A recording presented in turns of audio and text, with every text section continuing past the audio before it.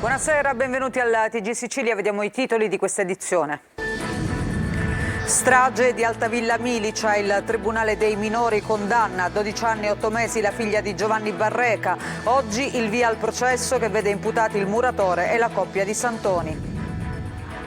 Ritrovato al boschetto della Playa il cadavere di Andrea Di Mauro, l'avvocato scomparso da martedì a Catania. Sarà l'autopsia a chiarire cosa è successo. Le ricerche partite 2 giorni fa dopo la denuncia dei familiari.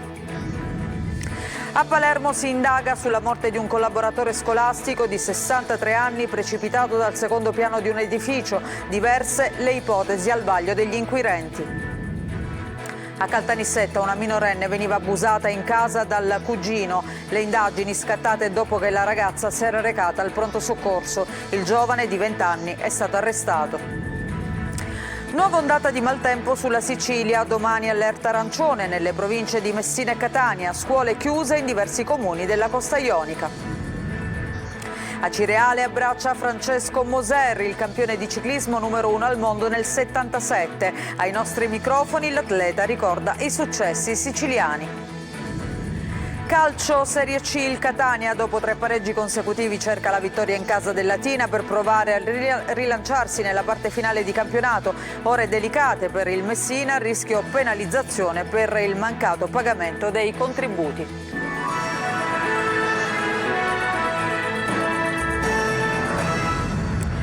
Bentrovati, lo avete sentito in primo piano, la strage di Altavilla Milicia, perché arriva la prima condanna. Il Tribunale dei Minori ha inflitto la pena di 12 anni e 8 mesi alla figlia di Giovanni Barreca. Oggi è anche iniziato il processo in cui sono imputati appunto il muratore e la coppia di Santoni, Massimo Carandente e Sabrina Fina, accusati della morte della moglie e dei 2 figli di Barreca durante i folli riti per scacciare il demonio. Marco Gulla.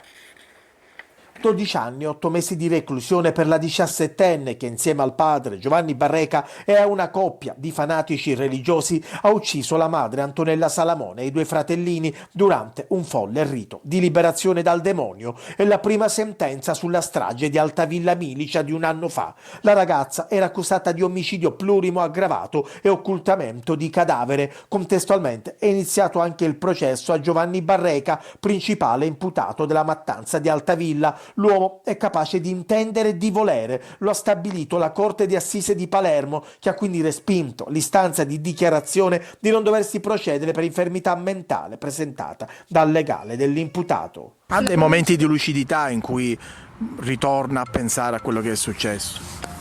Ha dei momenti di lucidità, però sono sempre caratterizzati da un delirio costante, per cui non so se si può parlare di lucidità nel senso più pieno del termine.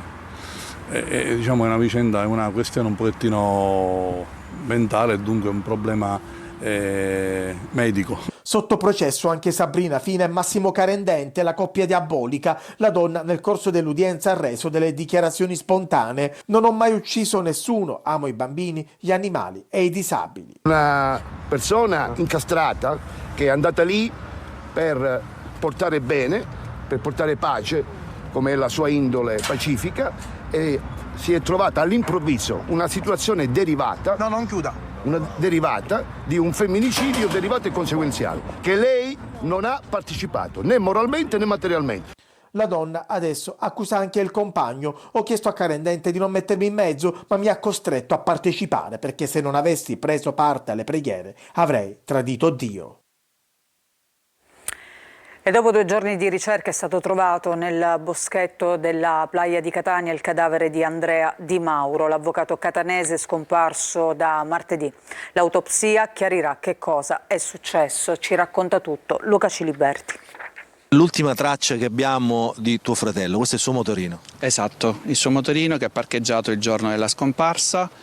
E la cosa fondamentale per noi è cercare di capire dove si sia diretto dopo. Pochi minuti dopo questo appello il telefono di Daniele squilla, la sua espressione del volto cambia. Intorno alle 12 gli comunicano che poco più là, in un terreno privato, è stato ritrovato il cadavere del fratello, disteso, pancia in aria e adagiato sul suo cappotto. Si è conclusa nel peggiore dei modi dunque la ricerca di Andrea Di Mauro, avvocato catanese di 53 anni, che aveva fatto perdere le proprie tracce martedì scorso dopo aver cancellato tutti gli appuntamenti. Adesso sarà l'autopsia a stabilire le cause della morte, ma sul corpo non c'era alcun segno di violenza. L'uomo, padre di 2 figli, era uscito di casa in mattinata con uno zaino da palestra. Il suo scooter verrà rintracciato poche ore dopo alla fine del viale Kennedy nella zona della playa di Catania, a ridosso di alcuni stabilimenti balneari. Le ricerche dei vigili del fuoco, supportati dalla Guardia Costiera e dalla Protezione Civile, partono immediatamente. Il suo cellulare viene agganciato in mare a poco più di 600 metri di distanza dalla costa. È stata effettuata una ricerca tramite ponte radio e che dava l'ultimo segnale proprio in mezzo al mare, dove ovviamente non poteva stare col telefono acceso.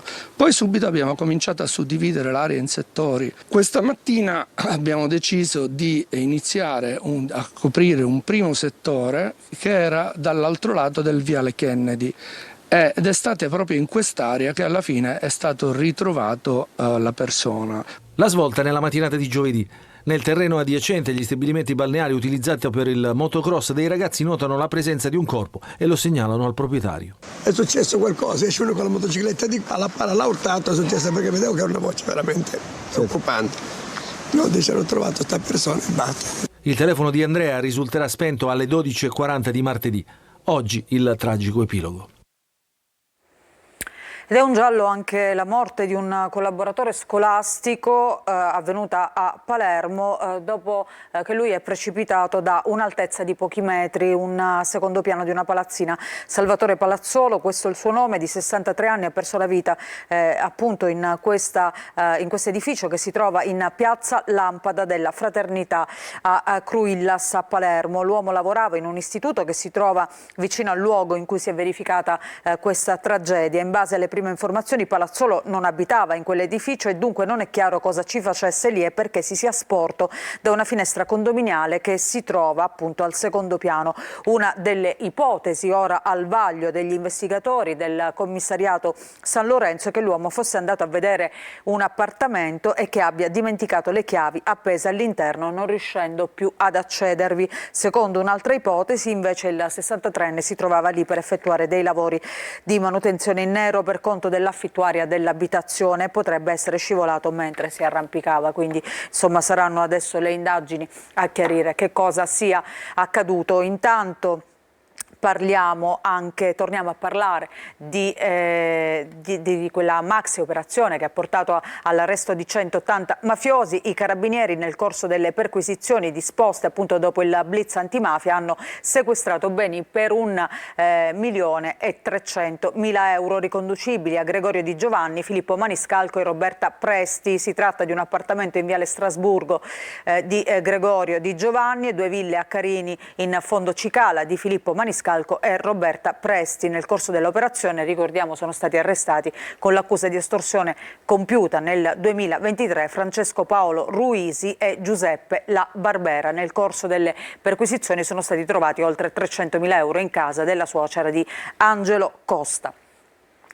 E adesso invece parliamo di crack. Il più grosso sequestro di crack in Sicilia è la base di produzione delle dosi in un appartamento del quartiere Noce. Restiamo sempre a Palermo. La Guardia di Finanza ha arrestato un incensurato il cui balcone era diventato praticamente la piazza di spaccio. Intanto la Sicilia attende i famosi decreti attuativi della legge anticrack votata a Palermo a settembre. Roberta Lunghi. Un appartamento in un vicolo del quartiere Noce a Palermo era diventato una delle basi più grosse di produzione di crack in Sicilia, quella droga dei poveri che si fa in casa, capace di effetti devastanti per gli assuntori e di ripercussioni drammatiche all'interno delle famiglie, con madri e padri disperati per la paura del non ritorno dei figli. La Guardia di Finanza di Palermo ha arrestato un uomo incensurato e sequestrato 1,5 chili di cocaina, involucri sottovuoto, 500 dosi già confezionate di crack e 100 dosi di cocaina. È il sequestro di crack più grosso in Sicilia, tra i più significativi a livello nazionale. Il sequestro effettuato di 500 dosi per un equivalente di circa mezzo chilogrammo è particolarmente significativo se si considera che è pari a quanto sequestrato nella città di Palermo complessivamente nell'ultimo anno. e la media dei sequestri degli ultimi anni a livello nazionale si attesta sui 13 kg. Il grossista, secondo l'accusa, aveva trasformato il balcone della propria abitazione in una vera e propria piazza di spaccio. Dopo un breve contatto telefonico, le dosi venivano lanciate da lì ai vari clienti, anche giovanissimi. In alcuni casi, come abbiamo constatato a Palermo, anche 11-12 anni, e gli effetti sono devastanti. Dilagante come il crack è l'appello delle famiglie che cercano aiuto, magari nelle comunità terapeutiche residenziali o in quel reinserimento sociale e lavorativo grazie al finanziamento di 23 milioni nel triennio, tutto contenuto nella legge anti-crack, approvata a settembre scorso in Sicilia, definita da Schifani una speranza per le famiglie, ma che per incomprensibile paradosso è inapplicabile. Mancano ancora i decreti attuativi.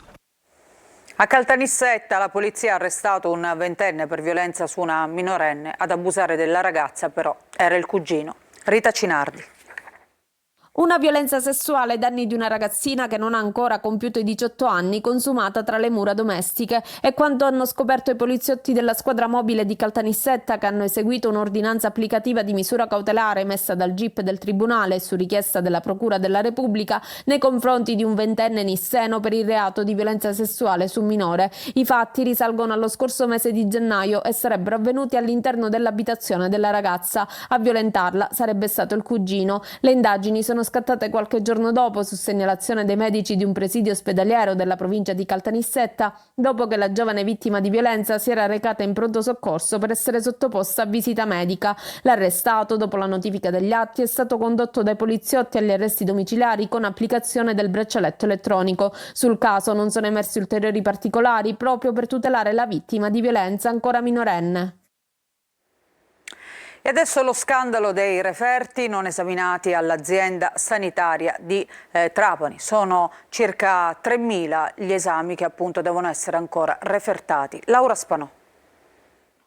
L'assessorato regionale alla salute ha già concluso l'ispezione all'ASP di Trapani. I numeri dell'emergenza sulla refertazione degli esami istologici in attesa sono davvero gravi. Rimangono da refertare 1.405 campioni del 2024 e 1.908 del 2025, quindi 3.300 campioni. Si tratta di una vera corsa contro il tempo, data di scadenza fissata entro il 14 marzo prossimo, così per venire incontro alle esigenze dei pazienti che attendono da mesi questi fondamentali esami per iniziare la loro terapia. Ad esaminare i vetrini saranno anche le ASP di Palermo, Catania, Caltanissetta, poi Villa Rosina, Cervello, Civico, Fondazione Giglio e Policlinico di Palermo. E mentre i ritardi si accumulavano e i pazienti attendevano, l'ASP di Trapani dal 24 luglio e fino alla fine dell'anno ha investito 100.000 euro per promuovere la sua immagine. Intanto l'onorevole Davide Faraone, vicepresidente di Italia Viva, solleva nuovi interrogativi a proposito dello scandalo che sta investendo l'ASP. A Trapani, dice, smarriti esami istologici e operazioni al buio. Io spero che i responsabili di questa tristissima vicenda vengano cacciati in fretta, perché l'idea che si debba aspettare 8 mesi per un esame istologico, il fatto che si siano smarriti degli esami istologici, che delle operazioni si possano essere fatte al buio, senza biopsia perché non c'erano gli esami istologici, sono roba da Burundi.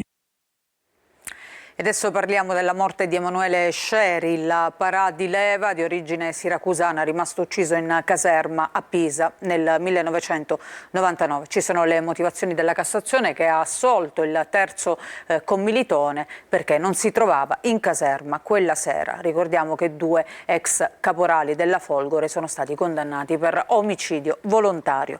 Lorena Dolci. Non c'è la prova certa che abbiano agito in 3 per provocare la morte di Emanuele Sceri, il 26enne siracusano paracadutista di leva, morto il 13 agosto del 99 nella caserma Gamerra di Pisa. Le motivazioni della Corte di Cassazione spiegano perché è stato assolto Andrea Antico, uno dei 3 parà finiti a processo, già scagionato in primo grado, a differenza degli altri 2 graduati, Alessandro Panella e Luigi Zabara, condannati rispettivamente a 22 anni e a 9 anni e 9 mesi.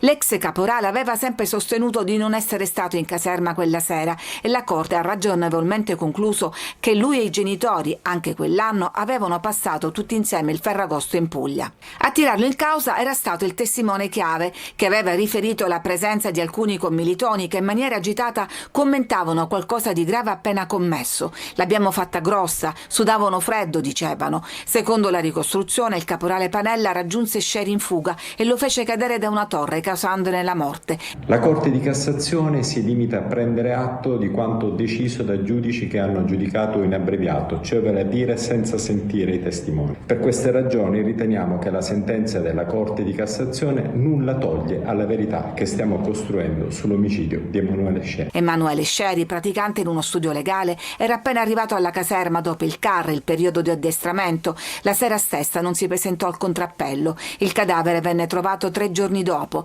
archiviato come suicidio nonostante le proteste della famiglia. La svolta nelle indagini arrivò nel 2017 con l'arresto di Panella, il capo camerata a cui era stato assegnato l'allievo. No ai preti che coprono gli abusi. Una lettera aperta scuote la comunità ennese di fedeli. Un gruppo di cittadini chiede a Monsignor Murgano, parroco della Chiesa Madre, di fare un passo indietro dopo il processo per falsa testimonianza sulle violenze a carico di un sacerdote condannato in primo grado. Gerry Italia. I riti della Settimana Santa a Enna e Piazza Armerina si avvicinano, ma il clima è tutt'altro che sereno. Una lettera aperta firmata dal Comitato Spontaneo Non accetto prediche da chi copre un abuso chiede a Monsignor Vincenzo Murgano di non prendere parte alle celebrazioni. L'invio di questa lettera nasce dalla necessità di sottolineare quanto riteniamo davvero inopportuno che Monsignor Murgano porti in processione il prossimo venerdì santo la Spina Santa, a seguito del suo rinvio a giudizio per falsa testimonianza insieme con il vescovo Gisano. I due dovranno comparire in aula il prossimo 26 maggio nell'ambito del caso di Giuseppe Rugolo, il sacerdote condannato a 4 anni e mezzo di reclusione per violenza sessuale su minori. Ma la questione non è solo legale. I firmatari denunciano il silenzio della Chiesa nei confronti delle vittime e il fatto che, nonostante le accuse, Murgano continui a presiedere le celebrazioni religiose, a volte persino scortato dalle forze dell'ordine. Una manifestazione di fede che non può permettersi la presenza di persone che, appartenendo alla Chiesa, non hanno mai mostrato alcuna sensibilità o vicinanza alle vittime di abusi e che ad oggi sono indagate per falsa testimonianza proprio in relazione alla copertura di abusi sessuali da parte di Don Giuseppe Rugolo. Nella lettera inviata anche al visitatore apostolico incaricato dal Papa, il vescovo di Gorizia Carlo Roberto Maria Radaelli, il comitato lancia un ultimo appello: per il bene della comunità, della Chiesa e della fede, Monsignor Murgano si faccia da parte. E adesso parliamo di maltempo, nuovo avviso della Protezione Civile regionale che lancia per domani un'allerta arancione per quanto riguarda la Sicilia nord-orientale nelle province di Messina e Catania. Orazio Longo. Una Sicilia tutta gialla eccetto la costa ionica messinese e catanese dal colore arancione. Così si presenta la cartina geografica della Protezione Civile regionale che annuncia un allertamento per la nostra isola nella giornata di domani, venerdì 7 marzo. L'area di bassa pressione presente tra la Tunisia e lo stretto di Sicilia potrebbe determinare una fase di maltempo sullo Ionio e sul Tirreno meridionale, associata a un rinforzo della ventilazione dai quadranti orientali. Per questo il Dipartimento di Protezione Civile ha emesso un avviso di condizioni meteorologiche avverse che prevede dalle prime ore della mattinata precipitazioni da sparse a diffuse anche a carattere di rovescio temporale, con particolare riferimento ai settori meridionali e ionici. I fenomeni saranno accompagnati da piogge di forte intensità, attività elettriche e forti raffiche di vento. Si prevedono inoltre venti da forti a burrasca e mareggiate lungo le coste esposte. Agitati lo stretto di Sicilia e il Tirreno meridionale, molto mossi lo Ionio meridionale e i restanti settori del Tirreno meridionale. Si invita a prestare attenzione ai deflussi nelle aree urbane e a monitorare i corsi d'acqua che potrebbero esondare. Cautela chi si mette per strada. Domani scuole chiuse nei comuni della costa ionica messinese. Il maltempo è previsto per una durata di 24-36 ore. Adesso parliamo di ciclismo perché a Cireale abbraccia Francesco Moser, il campione di ciclismo venuto dal nord che ha vinto tutto e che adora la Sicilia. Lo ha incontrato per noi Tonino De Mana. Ha unito l'Italia da nord a sud, ha vinto tutto, dal Giro d'Italia alla Parigi-Roubaix, dalla Freccia Vallone al Giro dell'Etna, passando per il campionato del mondo di ciclismo su strada a San Cristobal del 1977. Francesco Moser, soprannominato lo sceriffo per la capacità di gestire il gruppo durante la corsa, non ha perso lo smalto dei tempi migliori e soprattutto continua ad unire, attirando vecchie e nuove generazioni. Un campione è per sempre ed Acireale può fregiarsi di averlo nel suo libro d'onore. Ci onora per la sua storia non solo dal punto di vista agonistico o ciclistico, ma anche la sua storia personale, quello che ha trasmesso ai giovani, e riteniamo che sia il ciclista, come dire, più importante e soprattutto più legato alla nostra regione e al nostro territorio. A fare gli onori di casa Nicola D'Agostino, la cui famiglia ha avuto sempre un legame profondo con Moser. Ho avuto il piacere di conoscerlo, ho avuto il piacere anche di capire soprattutto il lato umano di questo campione, una leggenda del ciclismo che si è molto legata al nostro territorio. Oltre 270 le vittorie in carriera da professionista, con successi e ricordi indelebili anche in Sicilia. Io ho sempre avuto tanti tifosi in Sicilia, non so che mi volevano bene, insomma ogni volta che venivamo a correre qua volevano tutti fare le foto, gli autografi, insomma, e poi è vero che ho anche vinto un po' di corse qua e anche se riesci a fare risultati allora è chiaro che i tifosi si avvicinano sempre di più. Ad Aci Sant'Antonio Moser ha inaugurato una via dedicata a Juan Manuel Santisteban, ciclista spagnolo scomparso tragicamente il 21 maggio 1976 durante una tappa del Giro d'Italia. E tra poco invece noi parliamo di calcio con la Serie C. In primo piano il Catania, che dopo 3 pareggi consecutivi cerca la vittoria contro il Latina, e poi il Messina. Insomma, sono ore cruciali per la squadra. Vi diciamo tutto tra pochissimo. A tra poco.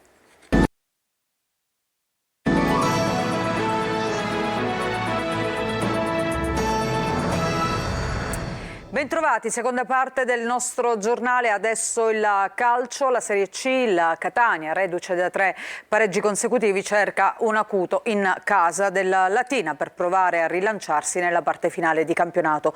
Oggi il tecnico toscano ha presentato la sfida di sabato, soffermandosi sul momento dei suoi. Marco Carli.